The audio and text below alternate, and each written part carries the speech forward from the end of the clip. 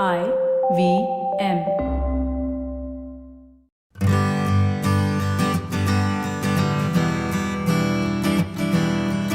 Hi, I'm Utsav, a behavior researcher by training and a slow traveler by passion. Postcards from Nowhere is a travel podcast where I condense a decade of travel experiences and explore not just the where, but also the why and how to travel. My stories emerged from slow traveling the less explored parts of the world: Bosnia and Herzegovina, Armenia, Uzbekistan, and even China. At the end of each story, I give practical tips and new ideas about how to travel better. This week, we travel to Krakow in Poland and discover the absurd story of how the statue of one of the heroes of the Soviet Union ended up in an American Wild West style theme park in Sweden.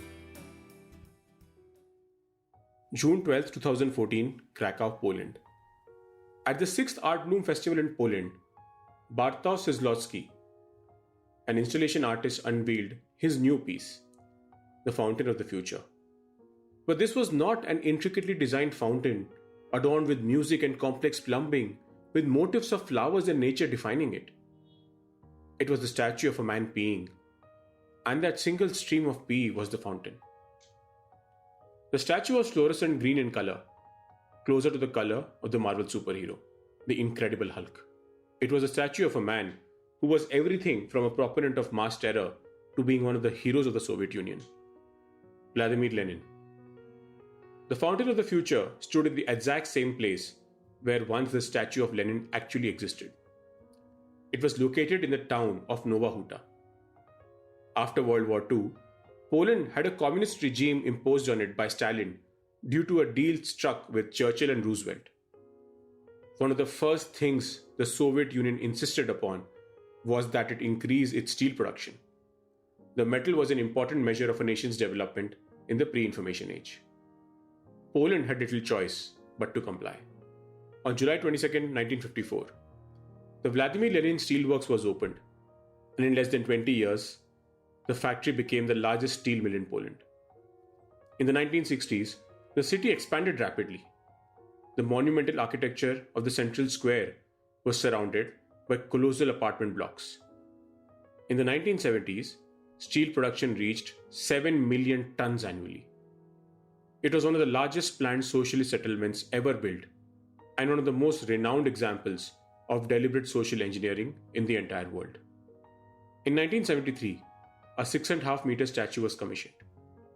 It was a statue of Lenin, and it was made after local authorities found themselves questioned as to why they did not have one, considering the town owed its importance to the Lenin Steelworks.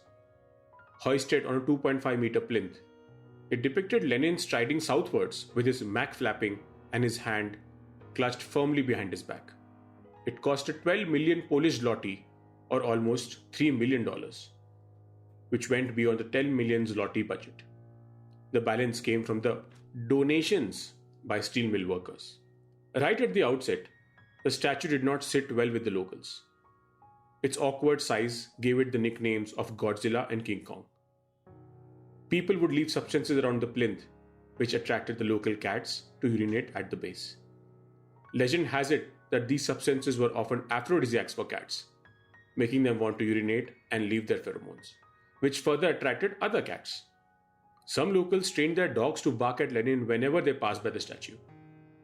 Underlying all this behavior was a strong Polish dislike of the Soviet Union's power over the country, and things came to a head on April 17, 1979. At midnight, 2 blasts shattered the peace of the early summer night. A resident of a nearby building was so shocked by the blasts that he had a heart attack and he perished. Soon it became apparent what the source of the blast was. 2 bombs placed at the feet of the statue of Lenin. The intent was to bring down the statue, and it was completely unsuccessful. One of the bombs could only blow off the ankle, and the other could not even remain at the feet. It had toppled down from the plinth and exploded nearby. But such an affront on the symbol of Polish communism was not taken lightly. Thus began a long-drawn investigation, which led to a questioning of over 4,000 people. The investigators were not making much headway and went overboard in their effort to find and nail a culprit. In a classic case of reality being stranger than fiction, they interrogated school students who were good at chemistry. Such was the pressure to find a culprit that the authorities thought that 7th and 8th grade school students could not only procure dangerous chemicals but have the knowledge and wherewithal to build not one but two 6-kilogram bombs. They managed to arrest a chemistry teacher, but the startling lack of evidence meant that he had to be arrested on a trumped up charge of stealing a typewriter. But such was the distaste for Lenin and the Soviet regime that the investigators made no headway. They were constantly stonewalled. And I assure you, the testimony of 7th and 8th grade chemistry students wasn't exactly going to blow the case wide open. Soon, the entire episode was forgotten, but the attacks on the statue were not. In subsequent years, they tried to bring it down by tying ropes to the statue and pull it down. People tried to start a fire near the statue, hoping that it would engulf the statue and they would have its charred remains. They got their wish on 10th December 1989. The statue was finally removed and it sat in storage for the next 3 years. In the southern Swedish town of Värnamo lies a cultural oddity. The High Chaparral theme park is based on the stories and folklore of the Wild West or the American frontier.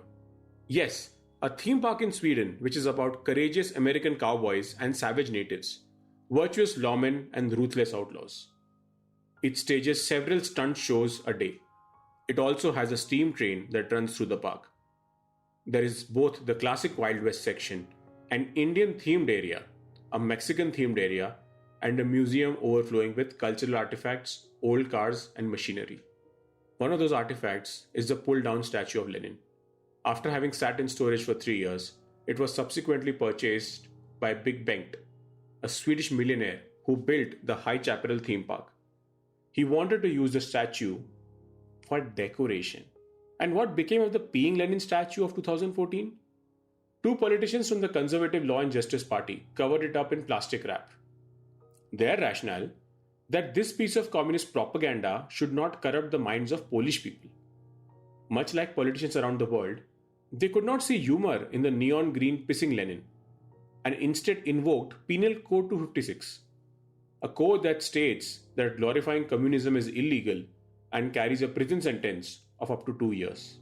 Far away in Sweden, the statue of Lenin could only cry in the prison of obscurity, as it went from being the symbol of communist Soviet Union to a decoration in a museum of American capitalism. As we traverse the history and story of countries, we must remember that over time, history can be unkind to the heroes of today. And in a long-term view, a heroic commemoration could simply turn into a kitsy decoration. If you like this podcast, don't forget to check out other interesting podcasts on the IVM network. You can listen to us on the IVM Podcast app or ivmpodcast.com. You can also follow us on our social media. We are at IVM Podcasts on Twitter and Instagram. If you want to reach out to me, I am Utsav Memory on Twitter and YVTravel42 on Instagram.